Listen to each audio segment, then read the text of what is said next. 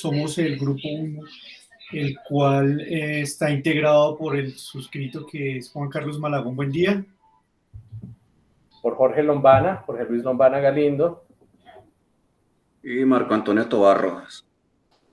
Dentro de los cuales pues vamos a sustentar lo que es la política económica dentro de su proceso, lo cual pues me permito hacer un breve recuento o un preámbulo, el cual consiste de la siguiente manera. La política económica es un proceso económico con delineamientos que adopta el Estado, con el ánimo de buscar objetivos deseables dentro de una política general social y económica a corto plazo, a corto, mediano y largo plazo. En Colombia, las autoridades encargadas de determinar la política económica son el Banco de la República a través de su junta directiva y el Consejo Nacional de la Política Económica y Social, COMPES, los cuales toman determinaciones relacionadas con la política monetaria, fiscal y cambiaria para garantizar, en primer lugar, la solvencia del país. Por otro lado, cumplir con los objetivos en la recaudación del déficit exterior del país, así como, por último, mantener un nivel óptimo de las reservas económicas de la nación. En ese orden de ideas, el gobierno es el actor principal del proceso de la política económica. También lo es en su manifestación, se ve en gran parte la acción de otros sectores o grupos interesados en que la política económica se formule y les sea favorable o menos favorable a esos sectores que se les conoce con el nombre genérico de grupos de presión. Podría llegarse a definir grupos de presión como una organización de individuos que poseen los mismos intereses económicos y sociales, que se esfuerzan por influir en la actividad económica a través de modificaciones y acondicionamientos que se pueden ejercer sobre la política económica que dicta el gobierno, siempre y cuando la modificación les asegure la protección y promoción de sus intereses específicos.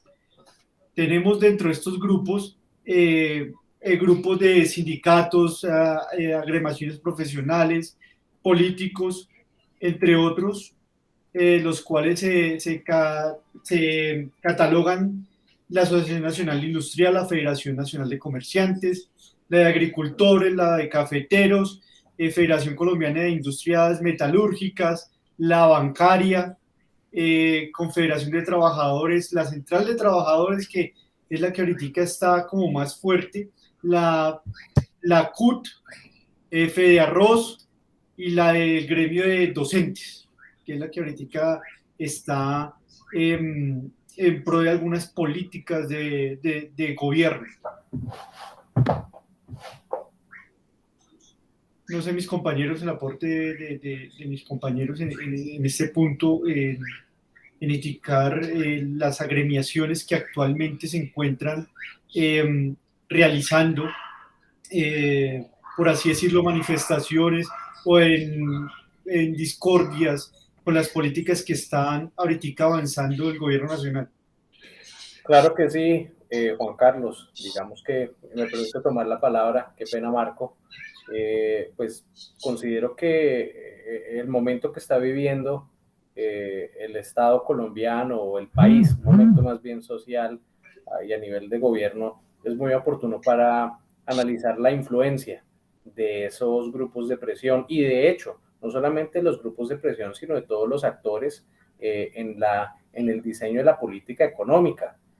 Podemos hablar muy brevemente sobre la reforma tributaria que se presentó en el país este año y la respuesta de esos grupos de presiones que se vio manifestada, pues lo que decía el compañero Juan Carlos en la CUT y bueno, tantas organizaciones y gremios que se unieron de manera, algunos criticarían organizada, desorganizada, en vandalismos, en fin, digamos que los medios no fueron los apropiados, pero a final de cuentas se evidencia como estos grupos de presiones como se unieron y tuvieron una incidencia visible en la política económica, particularmente en el Ejecutivo, a tal punto que hubo una orden presidencial de que, hombre, la reforma que se presentó se tiene que retirar, se tiene que sacar, toca reconsiderarla, toca rediseñarla y presentar algo que sea más acorde o que sea más aceptable, por decirlo así, a estos grupos de presión. considero yo que ese es un claro ejemplo de la labor extraoficial que realizan estos grupos de presión, porque si bien ellos no tienen directamente una voz o voto en la formulación de la política económica, pues es notorio que su efecto y su papel es muy importante, así no sea una autoridad formalmente reconocida. No sé, Marco, qué consideraciones tengas tú al respecto. Está muteado tu micrófono, Marco, qué pena. Perdón, para complementar lo que dice el compañero, es importante resaltar aquí la capacidad que tienen estos grupos, porque si bien la reforma tributaria fue, como lo decían ellos mismos, el florero de Llorente, lo que estalló, la rabia social de una gran multitud, porque es que a los únicos que se les ocurre hacer una reforma tributaria de esa magnitud fue el señor Carrasquilla, porque así se pudo después tener como un consenso con agremiaciones y con muchas personas, ¿sí? Se tuvo que esperar a que se generara este estallido social. Entonces, vemos que aparte de que están los intereses individuales, ¿sí? Porque ahí hay intereses políticos de por medio, se aprovechó el descontento social para generar esta problemática. Y esto demostró que una situación como esta puede generar el bloqueo de un país completamente y que inclusive hasta la misma fuerza pública eh, se vio ya serios problemas para poder dar respuesta en cumplimiento a lo que es el derecho de la movilidad, con los derechos que también tienen los ciudadanos que pues no estaban protestando porque estaban trabajando, pero se puso en jaque al gobierno en ese aspecto. De acuerdo. Y no solo al gobierno, también la economía del país.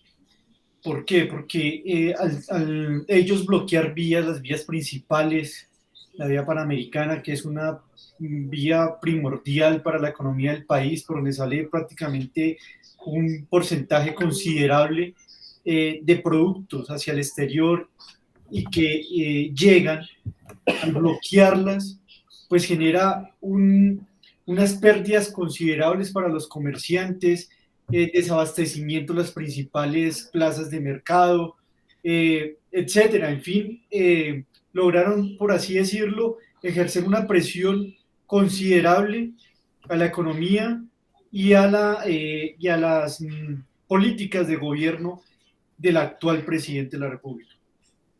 Absolutamente, absolutamente. Y pues a título personal considero que todavía no estamos viendo la gran magnitud de los efectos que van a tener las protestas y bueno, todo eso que sucedió en la economía del país ya a mediano plazo. Creo que la tasa de inflación no sé cómo está ahorita, pero cuando la proyectemos a final de año va a ser una cosa disparada. Sin embargo, pues también considero, y cambiando de tema bruscamente, compañeros, lo que pasa es que teniendo en cuenta la limitación de tiempo que tenemos, no sé si de pronto, Marco, tú nos quieras contar un poco sobre las autoridades reguladoras, que son uno de los centros de decisión para la política económica en el país, a menos que no sé, Juan Carlos, si tengas algo más que presentarnos. No, señor. El problema aquí es el tiempo, porque de eso hay mucho que hablar, y yo creo que es el tema donde más sale para hablar, porque es lo que más, es lo del momento, es lo más conocido por personas del común, ¿sí? Porque ya hablamos de otras entidades más complejo, porque son para unas personas que más estudian el tema a fondo. En cambio, ese tema que estábamos hablando ahorita es más conocido. ¿Y por qué de momento? Hablando ya de las autoridades reguladoras, tenemos aquí al Banco de la República. Para no hablar de la historia y toda esta carreta, simplemente me voy a su función es que básicamente que emite comunicados o circulares, directivas en el sistema financiero. Aquí tenemos que hablar un poco del contexto histórico y cuál era la problemática, o qué fue el error que, como siempre sabemos, aprendemos de ello, ¿no? El error que se tuvo con el Banco Nacional primero, después con el Banco Central, era que estas entidades eran la caja menor del gobierno, ¿sí? Entonces, es como si usted mismo se prestara plata, pero usted no se pagara. O sea, no tiene sentido.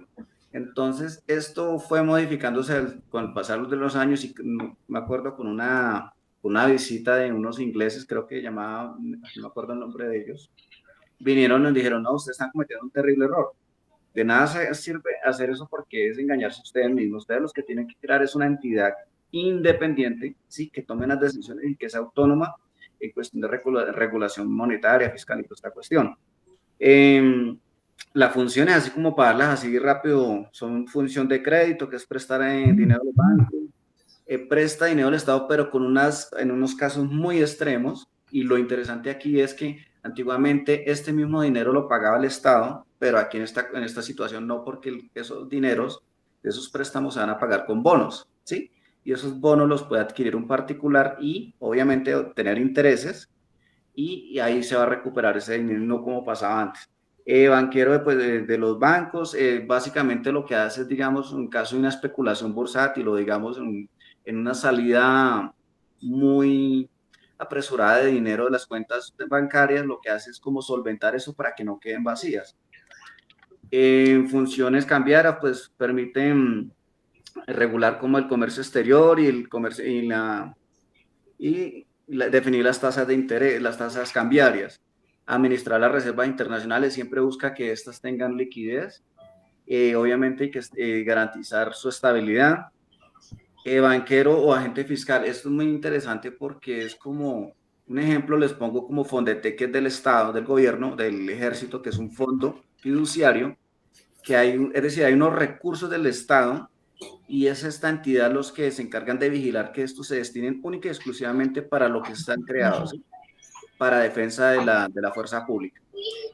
Vamos a promotor de desarrollo científico. Entonces, quiere decir que el Banco de la República únicamente no se enfoca a esta parte de fiscal y toda esta cuestión, sino que también fomenta proyectos, apoya las bibliotecas, no sé si lo han podido ver, es muy dado a fomentar proyectos de ciencia y los museos, el Museo del Oro es patrocinado por ellos.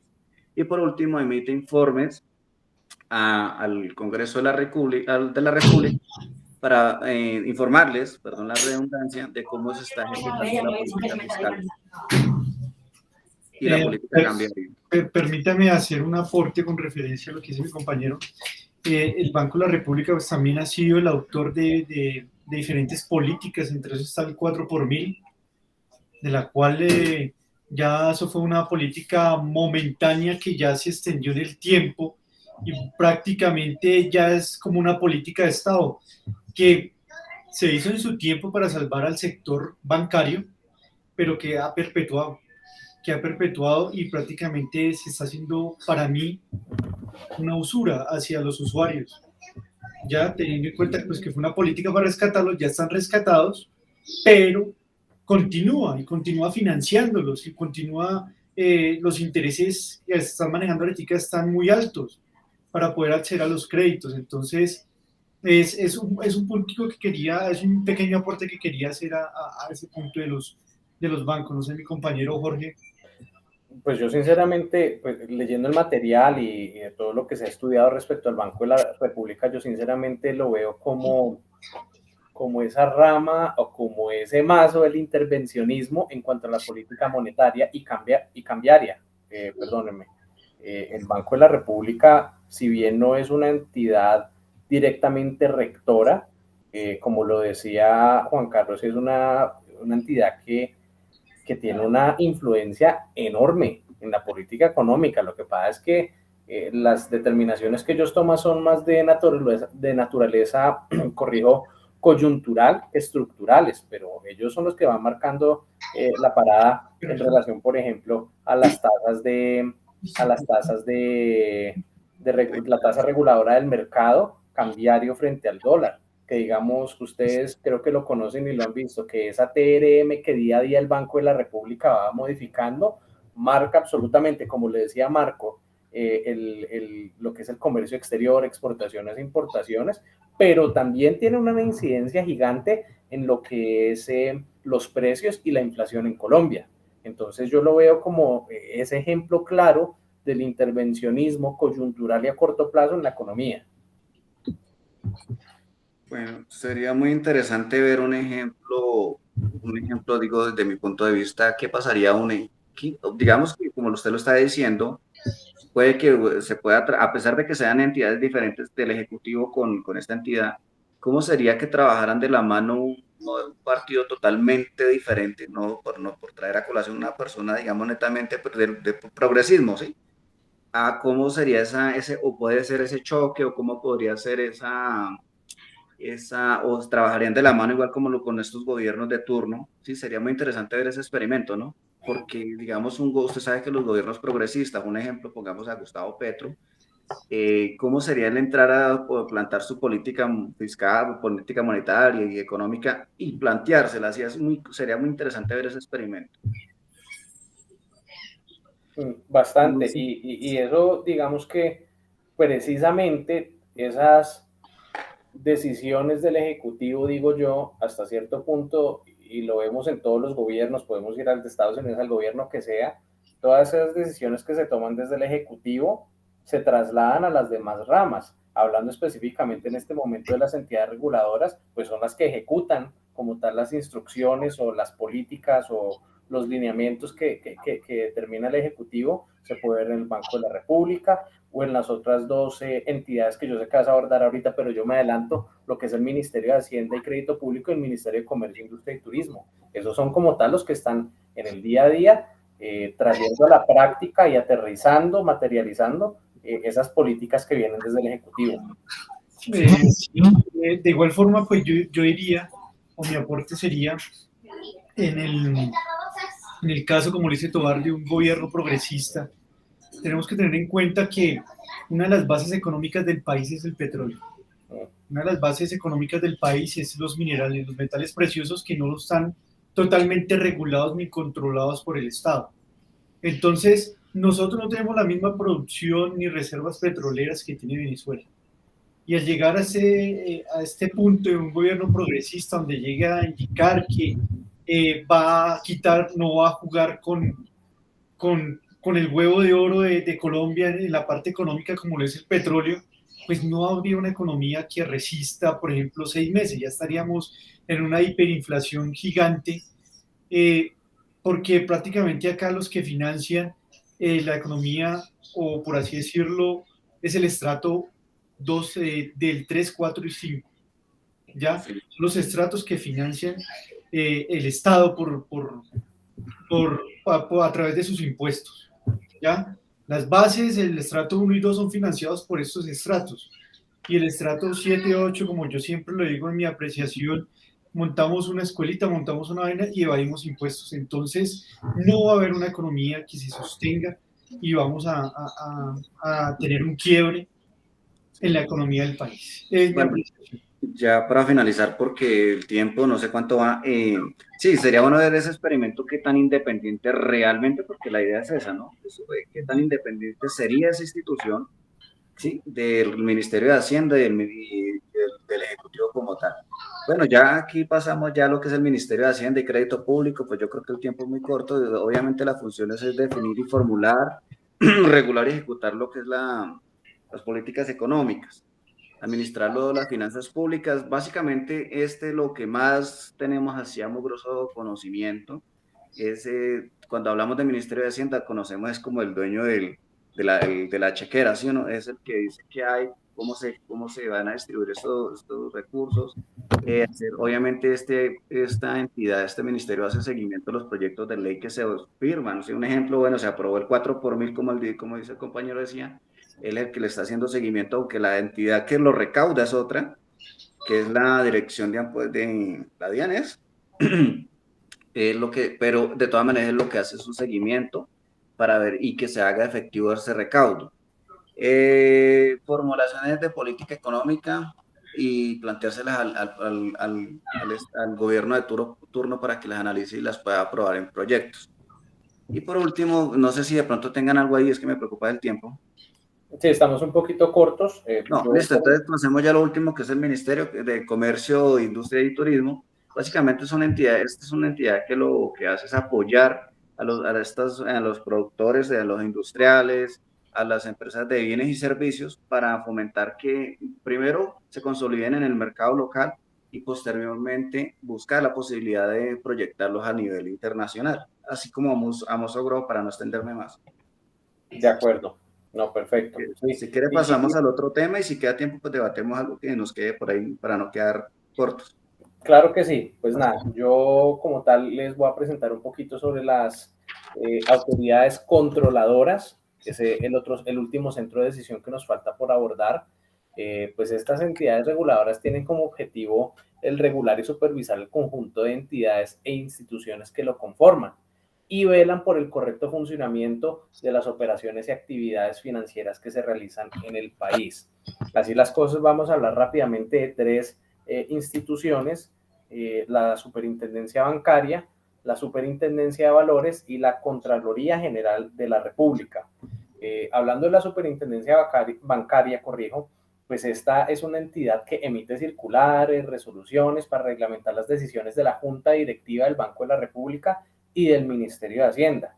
Entonces, aquí un breve paréntesis es que se evidencia como todos estos centros de decisión están articulados en uno del otro. Entonces, la Junta Directiva, el Ministerio de Hacienda y la Superbancaria, todas de la mano, son eslabones de una misma cadena de producción de la política económica.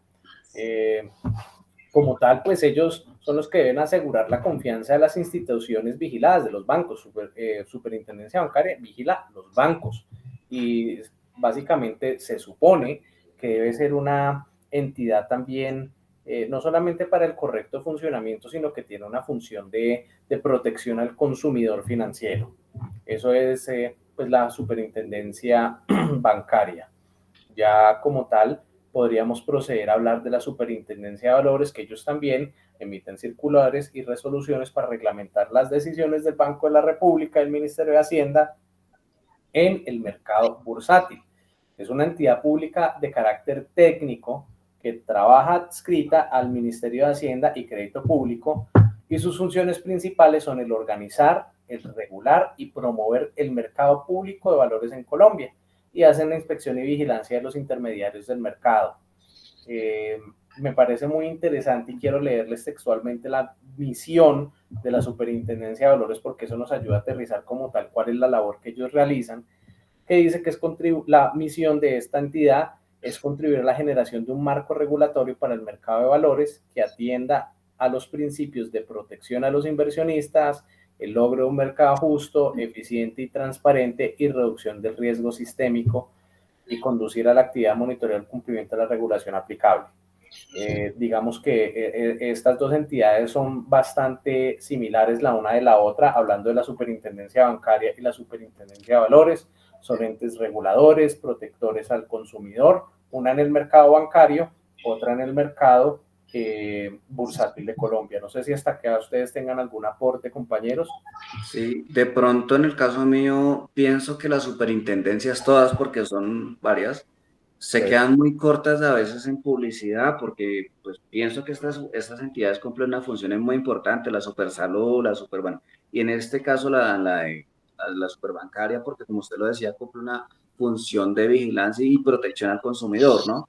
Como tal que es, pero pienso que muchas veces se quedan cortas porque, y no, mucho yo creo y apostaría que muchos ciudadanos del común, ¿sí? No saben ni siquiera qué es, ni sabe cómo acceder, ni cómo aprovechar los beneficios que pueden ofrecer estas entidades. Entonces pienso que sí les ha faltado mucha publicidad a estas entidades.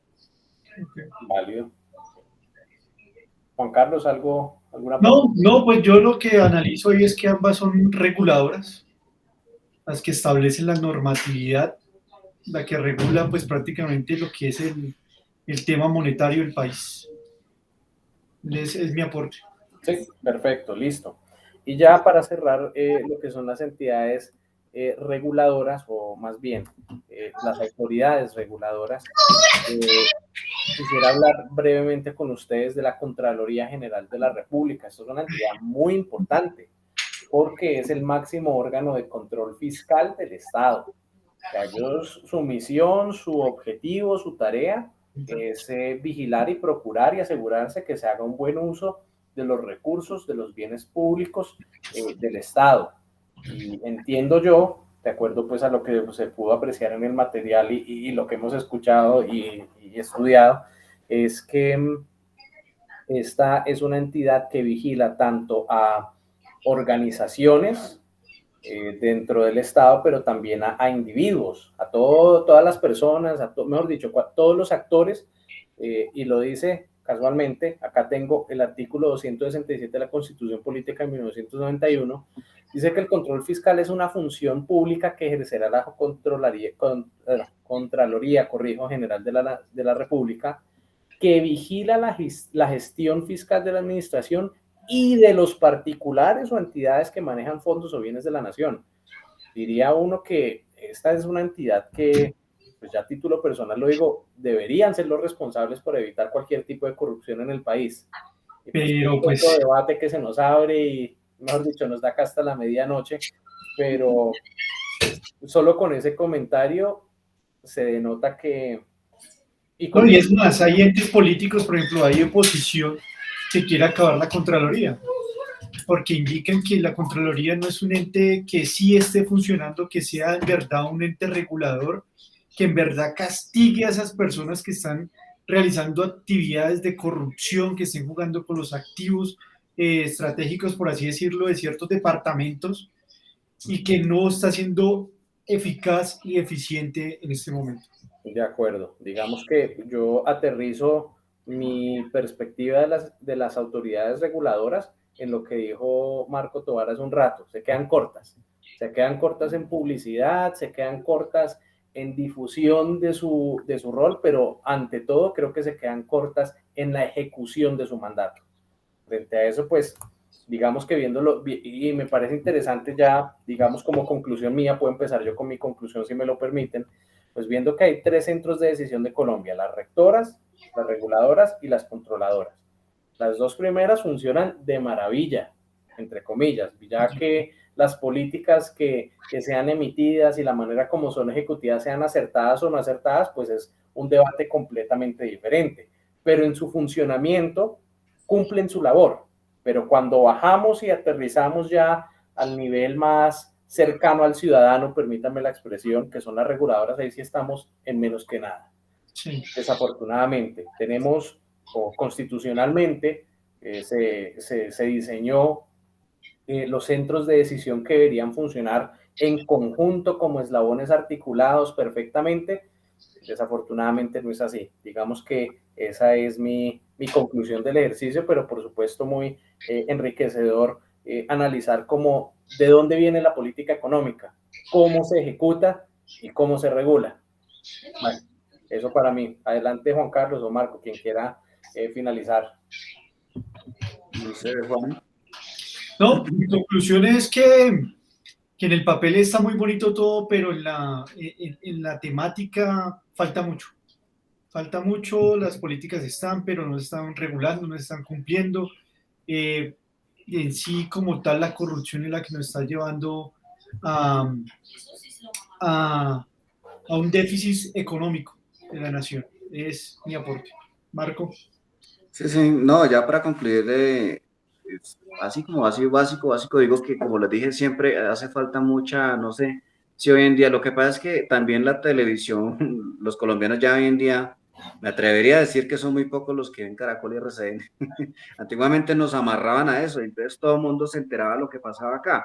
Hoy en día no, porque ya la mayoría tiene Netflix, tiene, y por precios muy económicos, tiene otro tipo de televisión, y ya realmente lo que se emita, las publicidades que ven de tipo de gobierno ya se pierden, son unos pocos los que van a ver eso. Entonces, estas entidades tienen que buscar a darse a conocer de otra forma, hay redes sociales, yo qué sé, o hacer lo que son mocos para llamar la atención y mirar y mostrar, porque tampoco podemos decir que todo lo que hacen es malo, hay cosas buenas que ellos hacen, ¿sí? O si no, entonces así nunca se hubiera descubierto lo que era pasado con el cartel de la hemofilia, el de la toga y todo ese poco de situaciones.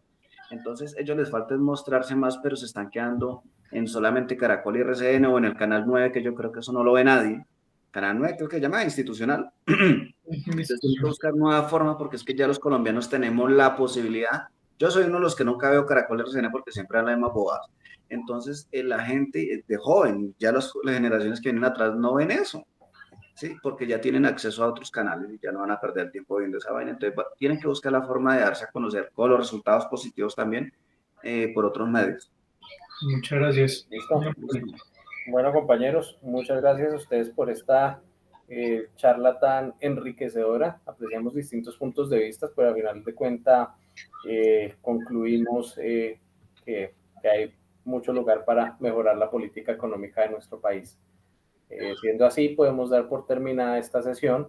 Me permito detener la grabación en este momento